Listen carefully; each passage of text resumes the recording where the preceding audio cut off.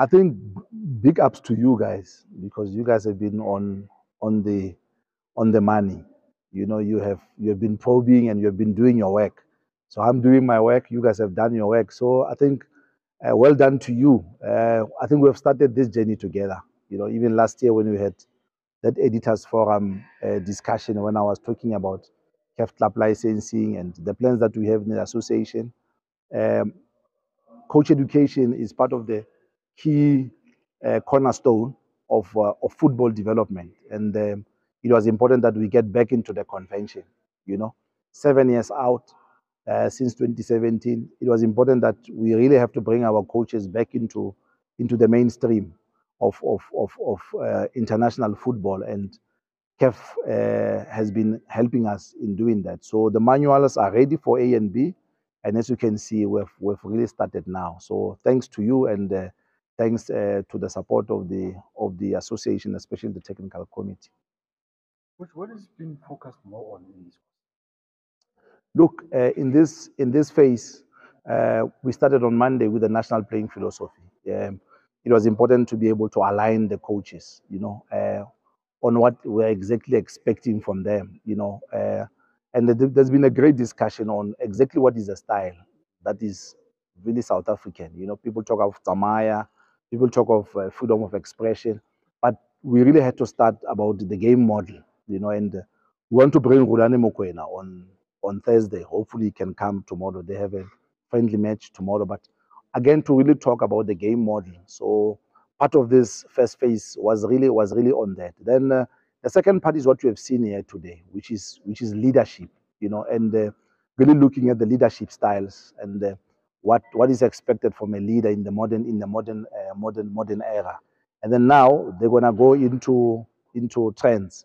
We've got Faisal Chipsa, who's the FIFA TDS consultant, who's dealing now with the World Cup trends. What's really important in all of that. And then on Friday, we deal with match observation. The majority of the work today is about performance analysis, about data analysis.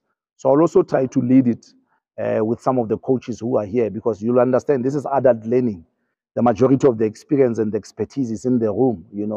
Coach Eric Tinkler, even when he was in Portugal, did a lot of match analysis for a very long time. Even now at Cape Town City, he still does the same thing.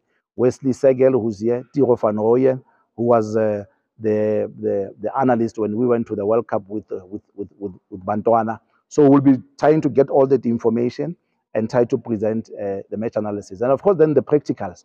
The practicals are also important because they're using two methods, progressive method, which is an old method that they've been using, where you have playing forms and all of that of topics which are current. And then we use the gag method also now, which is more global and analytical method, in trying to understand where coaching is going. So it has been really exciting, and lot of what I call guided discovery kind of style of presentation, where it's not like always direct, but peer review and discussion. That's what's happening a lot in this course. Obviously, there's still a long way to go before the coaches finish the course. But what does it mean for a coach who has a CAF competition coming up next week? I think it's good news. It's good news to Gavin, because once you get onto the CAF CMS system, it means you are already registered now. You are taking that you have a CAF A. Then Gavin can sit on the bench. That's what is critical. But for us, what is important is to avail these courses, high quality courses, and of course to have a group that is really mixed the right way. You've got ex players that you guys have been talking to. You've got up and coming young coaches, but again, you have also those who are coming from the Hollywood Bets, who are coming from ABC Motsepe League. I mean, there's a coach here who's leading the league in KZN from I'm not sure what's the team, Kambanyati or something like that, which is very, very important. And then again, we have somebody like Dennis Makinka, who is the under-17 national coach for Zambia, because we have an MOU with Zambia to really help them, across the border so that they can also be here. So it's good news for the coaches. And I was actually talking to Chad. The idea is that we next year we want to have a B license for other coaches who are having C licenses, who are in the PSL, to help them in June, and then also have another B license strictly for women coaches, and have another A. And if it's possible, we have already started now designing the CAF, the pro license that we can want to have next year in December. So God willing, we have already started. I'll be going also to Rabat in Morocco just to check how they do it. And also, of course, we have a relationship with Algeria, but we want to check whether Morocco can be able to help us so that we can bring the pro license, hopefully in the end of next year. Coach, I'm looking at the current courses that you have. Just take us through when it all started. How far are you with the D, the C? Coach Kevin just told us that his daughter is also in one of those. Yes, I was lucky. I was lucky to be in Cape Town where I met her daughter when she was doing the D license. And like I said, thanks to you guys. If you have checked the number of courses that we have had this year, I think we've had 30% increase because of what you guys have been writing. Whether it's been comments from the left, comments from the right, but we have had a lot of C's this year, that we have had. Tomorrow, I hope you guys will also be available later in the afternoon at 2 o'clock.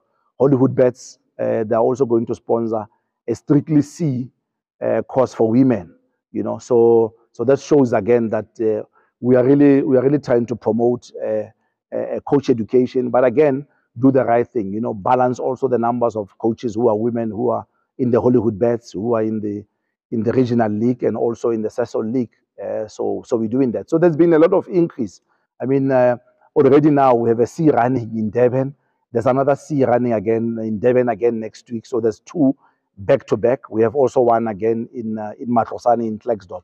And then there's also a blended online face-to-face D course that we also have in Cape Town. So there's been quite an increase, of people trying to get into the CAF system so that they can be qualified. Can I take it back to where we spoke about Coach Helman Mkelele? I don't see him in that coach in this. Last time we spoke to you, you said it was up to him whether he wants to come in and join in on the courses. How far is he? Because we spoke about him that he's a national team coach and he needs to be fully bashed. No, thanks for bringing that question. In fact, Helman had been accepted for this course. He has a certificate that most of the coaches have in between 2010 and 2014. Those certificates don't have what we call the registration number, but they're CAF compliant. So he was part of this course. But if you check how we structured this course, he was going to find it difficult. They've got a game now against I think Benin also in the World Cup qualifier, and then they charter hopefully to Rwanda. So it's going to miss a couple of days for this course. And again, we have also penciled the second phase in January during the AFCON. No? So he was never going to be able to make it. But he was also going to be part of this course because he was cleared by CAF. Not only him, many guys here who have an old certificate like Godfrey Sapula, like Bongani Manzini. We had to ask CAF that, do you recognize this certificate? And then they were cleared. So he was also cleared. So it was possible for him to be here, but his schedule has been a little bit tough. Thank you so much. So is there any target in terms of, so for example, a country like Germany would say, we've got this number, a coach coaching 20 kids. In South Africa, because I'm sure you've done research, it's different. Is there any target in terms of closing that gap, getting more coaches equipped to coach, especially in development? The difficult thing to there is the quality, So if you check, we are going to have possibly one A license per year, because of the quality. CAF is also talking about that. What we have realized is that some of the coaches that we had who come through our courses, they struggle with organizing a basic training session, So what I think is important that we need to do first is refresh our courses. So I've budgeted in the 3.0 FIFA Forward program to first start with the refresher courses. There are a lot of coaches with level 1 and level 2 and others who had certificates maybe in 2015, who needs to come back into a setup like this. So the target now is to try to bring as many as possible, but refresh them, But in an ideal situation is that you want to have a situation where you have one coach for 50 kids. We have 62 million people, at least put it at 1:50, And the way it is now, is more like 1:2,000, you know. So we really have to get it a little bit closer. But as it is now, like I say, I struggle to find those who are accredited but who are active. Most of them are out of the system, even though our numbers are more, but the quality inside is little. You know, that's why you'll see next year FIFA is putting another $50,000 starting in March to have another 20 coaches who are going to be trained as coach educators. So that is how we roll up the situation to try to fix this, because the two coaches that you see there who are instructors, Conti Kubeka and Steve Kodzie, are two of the three elite instructors that you have, you know, and they're reaching 70, you know. So if something happens to them, you know, we have a crisis. So it's important that the wheel has to turn a little bit. So we'll train at least another 20 qualified senior coach educators next year, so that we can be able to roll it out in all the provinces, you know, say by 2025. Just to take you back to Hellman, could you not have excused him for these two matches so that he has to enroll for this one? And also at the AFCON, is CAF not this prohibition of coaches being on it, does it not extend to Africa Cup of Nations? No, he's on the safe side, you know, but it's not my call. You know, it's the call of the coach. You know, we had put him in the course. It was for him to make a decision, because, like I say, I've got the responsibility to the ex-professional players, to the PSL coaches, and also national team coaches. If you take somebody like Monde Tlatswayo, who has been with Basetsana and also with Bantwana at under 17 level. So I've got the responsibility to all these guys. Tiro van Rooyen also has been with. So that was my target, you know, to say firstly PSL, NFD, and then I look at the national teams, Hollywood bets, and then if I can't get anything there, we'll go down a little bit. So we had made the reservation for him, but they had to make a call with Coach Bruce, and they felt that, you know, he has to stay with him. Thank you, Coach.